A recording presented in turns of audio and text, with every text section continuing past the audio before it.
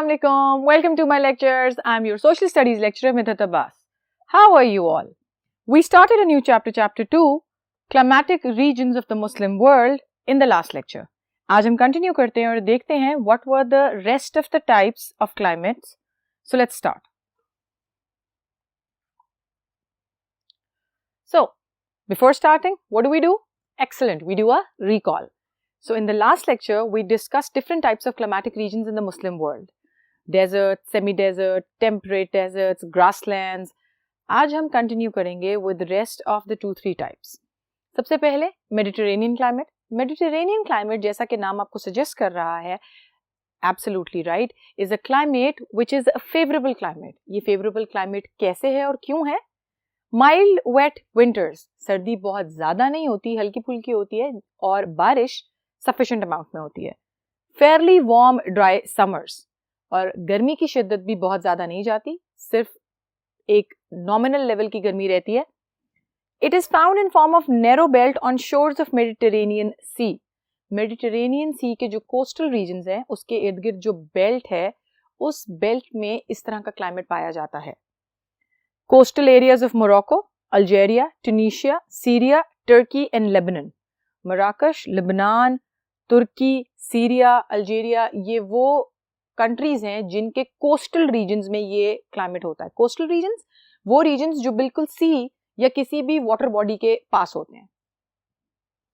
अब because it is favourable climate तो आप क्या एक्सपेक्ट करते हो? एक्सीलेंट. आप ये एक्सपेक्ट करते हो कि एग्रीकल्चर जो होगा वो थ्राइव करेगा. क्यों? क्योंकि पानी बेहतर मिलेगा, बहुत ज्यादा गर्मी नहीं होगी और बहुत ज्यादा सर्दी नहीं होगी. So the vegetation would be able to grow very easily and that is what actually happens here. Those regions which have Mediterranean climate, उन इलाकों में जिनमें Mediterranean climate होता है, उनमें grapes, citrus fruits, olives, tobacco, vegetables और flowers ये बहुत अच्छी मिकदार में उगाए जाते हैं और पाए जाते हैं. और ना सिर्फ ये उन countries में अपने लिए वो अपने अंदर यूज करते हैं, अपने मुल्क के अंदर, बल्कि ये एक्सपोर्ट भी किए जाते हैं. Now, these belong to highest priced agricultural products.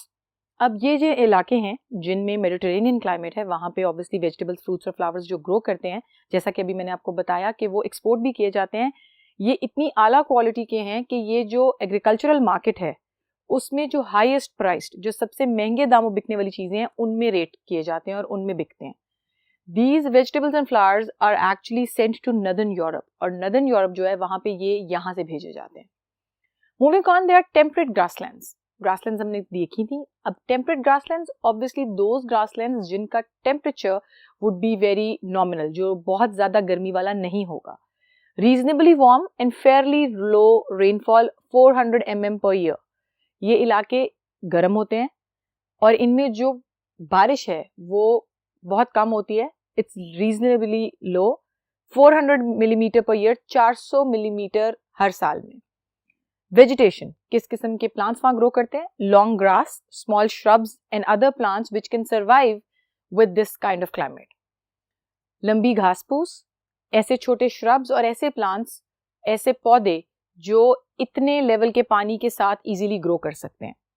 Then cereal crops like wheat and barley with good irrigation and care.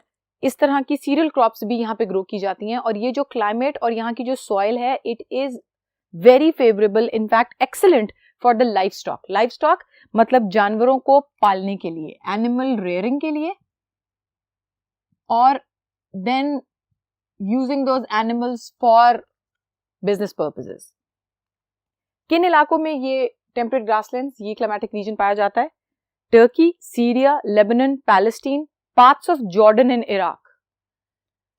Iraq और जॉर्डन के कुछ हिस्सों में, फिलिस्तीन, लिबनान, सीरिया और तुर्की, ये वो इलाके हैं जहां पे टेम्परेट ग्रासलैंड्स पाई जाती हैं. मॉनसून की अगर हम बात करें तो दिमाग में क्या आता है मॉनसून का नाम सुन के? एक्सीलेंट, बारिश. Now monsoons are basically land and sea breezes on much larger scale. Monsoon जो बारिश है वो आती कैसे है? हवा अपने साथ पानी लेके आता है और फिर वो पानी उस जगह पे या उस एरिया में बरसता है. Winds blow from north east for 6 months. साल के आधे हिस्से में 6 महीनों तक नॉर्थ ईस्ट डायरेक्शन से हवाएं आती हैं और बाकी आधे साल में साउथ वेस्ट से आती हैं.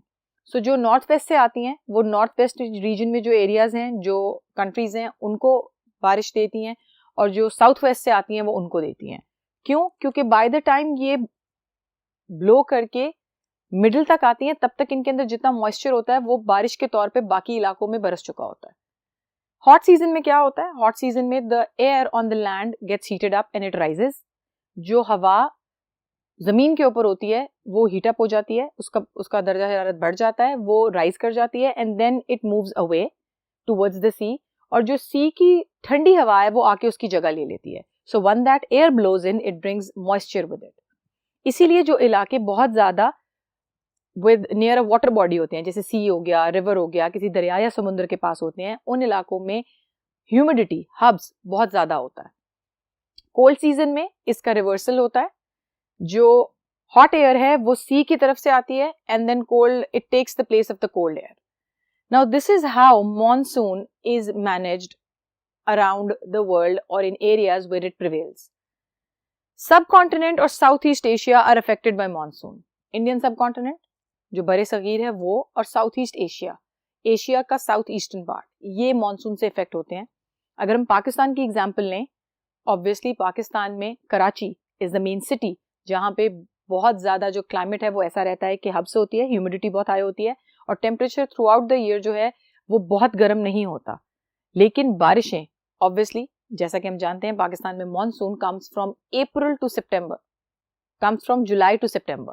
सो इन 3 महीनों में जो हवाएं हैं वो अपने साथ इस कदर मॉइस्चर लेके आती हैं कि जो बारिशों की तादाद है वो बढ़ जाती है। और वो फायदेमंद क्यों है? वो फायदेमंद इसलिए है क्योंकि पाकिस्तान एक ज़रई मुल्क है, और ज़रई मुल्क होने की वजह से जो पानी है वो एक नेसेसिटी है। पाकिस्तान में दरिया बहते हैं, अगर बारिश नहीं होगी तो उन दरियाओं का पानी जो है, लेवल जो है वो नॉर्मल नहीं रहेगा। वो नॉर्मल नहीं रहेगा तो साल के बाकी महीनों में जो एग्रीकल्चर किया जाता है, जो खेत लगाए जाते हैं, जो फसलें उगाई जाती हैं, उनको प्रॉपर पानी नहीं मिलेगा। मॉनसून्स में the rainfall is very heavy, 400 mm is the minimum, इससे हमेशा ऊपर ही होती है per year. Thick rich vegetation just like tropical forest, tropical forest की तरह जो प्लांट्स हैं, जो वेजिटेशन है, जो ट्रीज हैं वो बहुत ज्यादा हैं, फ्रूट्स भी हैं, बाकी क्रॉप्स भी हैं। पाकिस्तान में जैसा मैंने आपको बताया जुलाई से सितंबर में मॉनसून होता है, और मलेशिया और इंडोनेशिया, ये दो जो मुल्क हैं मुस्लिम कंट्रीज, ये सदरली विंड्स और नदरली विंड्स, दोनों तरह की विंड से जो है वो बारिश यहाँ पड़ती है, and they actually get advantage from those. Now this is where I end the chapter, the major climatic regions of the Muslim world. जैसा कि हमने डिस्कस किया, जो मुसलमान मुल्क हैं उनमें किस किस जगह पे, किस तरह से, कितने मुल्कों में किस तरह के जो हैं वो क्लाइमेटिक रीजन्स हैं। अब जैसे अगर हम टर्की की बात करें तो टर्की में मेडिटेरेनियन क्लाइमेट भी है, टर्की में टेम्परेट ग्रासलैंड्स भी है। सो एक ही मुल्क में देयर आर छोटे छोटे एरियाज जहां पे डिफरेंट क्लाइमेटिक रीजन एग्जिस्ट कर सकता है और करता भी है। Moving on towards question number 1, describe why the monsoons are important for South and South east Asia. इस बात को डिस्क्राइब कीजिए कि जो मॉनसून है वो साउथ ईस्ट एशिया और साउथ एशिया के लिए क्यों इंपॉर्टेंट है। साउथ ईस्ट एशिया में मोस्टली सब कॉन्टिनेंट और ऐसे कंट्रीज हैं जहां पे एग्रीकल्चरल प्रोडक्ट्स बहुत ज़्यादा प्रोड्यूस होती हैं, और वो सिर्फ उस मुल्कों के लिए नहीं, बाकी मुल्कों में भी सेंड की जाती हैं, तो एक्सपोर्ट की जाती हैं। सो एक तरह से उनकी डिपेंडेंसी इस बारिश के ऊपर होती है, क्योंकि वहां पे जो रिवर्स हैं उनका level through the water cycle तभी मेंटेन हो सकता है जब बारिश की एक अच्छी अमाउंट वहां पे पड़े। So hence monsoons are important. दूसरा रीजन ये भी है कि जो क्लाइमेट है, जैसे पाकिस्तान की अगर हम बात करें तो गर्मी की शिद्दत के बाद उसको बैलेंस करने के लिए बारिश, पानी, that is important. So eventually after summers monsoon season आता है। जैसे ही मई जून खत्म होता है वैसे ही जुलाई में the monsoon season arrives. How is Pakistan affected by monsoon? जैसा कि अभी मैंने आपको बताया, पाकिस्तान इज का जो सिटी है Karachi, that is very near to the Arabian sea. वहां से जो विंड्स हैं दे ब्रिंग रेनफॉल। उस रेनफॉल की वजह से कराची का क्लाइमेट इफेक्ट होता है, कराची का लाइफस्टाइल इफेक्ट होता है। उसके बाद they flow towards the middle of the Pakistan, जहाँ पे मेजर इंडस प्लेन्स हैं, जहाँ पे एग्रीकल्चरल क्रॉप्स हैं। So yes, it is beneficial, ये फायदेमंद है। ज़रई मुल्क होने के नाते जो पानी है एक बहुत बड़ी ज़रूरत है। Third, find out where these deserts are in your atlas. There are 4 deserts. Question ये कह रहा है कि आप ये जो 4 सहरा हैं, इन सहराओं को अपने एटलस पे ढूंढें और मार्क करें। Sahara, Thar, Dasht-e-Lut and Kazilkom. Right now the picture you're seeing on your screen is showing you the positions and locations of these deserts and you can see ये किस country में है. Fourth is list advantages and or disadvantages of tropical forest and rainforest. Tropical forest और rainforest के advantages, फायदे और नुकसानात. आप एक टेबल बना सकते हैं, उसमें कॉलम बना लें. अब जैसे ट्रॉपिकल रेन फॉरेस्ट है तो एक कॉलम में एडवांटेजेस, एक में डिसएडवांटेजेस. दूसरा रेन फॉरेस्ट है, उसमें भी एडवांटेजेस और डिसएडवांटेजेस. रेन फॉरेस्ट में ऑब्वियसली जैसा कि हमने पिछले लेक्चर में डिस्कस किया था कि वहाँ पे किस टाइप के एनिमल्स हैं, जैसे लिजर्ड्स हैं, जैसे स्नेक्स हैं, जैसे इंसेक्ट्स हैं, वो जो कनोपी सी बन जाती है. फिर नीचे वाले प्लांट्स ग्रो नहीं कर सकते लेकिन जो बाकी ट्रीज हैं वो बहुत ऊपर ग्रो करते हैं. क्रीपर्स हैं वहाँ पे. वहाँ का क्लाइमेट इज अनहेल्दी, ये चीज़ हमने डिस्कस की थी. वेयरएज ट्रॉपिकल फॉरेस्ट जो है यहाँ पे there are huge number of vegetation grown. यहाँ पे जो मैंगोज और other fruits like cocoa, like tobacco, ऐसी चीज़ें ग्रो करती हैं और वो फिर पूरे ऑल ओवर द वर्ल्ड जो है पूरे दुनिया में एक्सपोर्ट की जाती हैं. सो आप लिस्ट करके you can go back to the lecture, pause the lecture where I have discuss these reasons और इनको पॉइंट्स के तौर पे नोट कर सकते हैं. Then you can write the answer in the form of a paragraph. आप उन पॉइंट्स को कनेक्ट करें और फिर एक पैराग्राफ की सूरत में आंसर लिखें.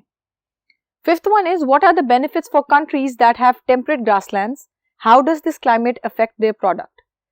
उन मुल्कों के लिए क्या फायदे हैं जिनमें टेम्परेट ग्रासलैंड्स हैं और उनका क्लाइमेट कैसे प्रोडक्ट को इफेक्ट करता है वहाँ की. अभी ही इस लेक्चर में हमने डिस्कस की थी टेम्परेट ग्रासलैंड्स, और टेम्परेट ग्रासलैंड्स में हमने देखा था कि they are reasonably warm, rainfall भी एक फेयर अमाउंट की होती है, तो वहाँ पे वेजिटेशन जो है वो इजीली ग्रो कर जाती है. बाकी लाइफ स्टॉक के लिए एक्सलेंट क्लाइमेट है. लाइफ स्टॉक का मतलब एनिमल रेयरिंग के लिए.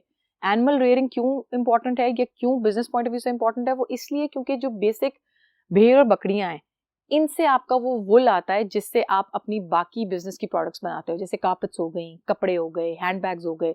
So yes, for these countries जहाँ पे इस तरह का सीजन है वहाँ पे वो लोग लाइफ स्टॉक रेयर करते हैं, जानवर पालते हैं और फिर उस जानवरों से फायदा जो है वो उठाते हैं. So this is where I end the chapter. अब मैं आपसे मिलूंगी नेक्स्ट लेक्चर में, तब तक के लिए अल्लाह हाफिज.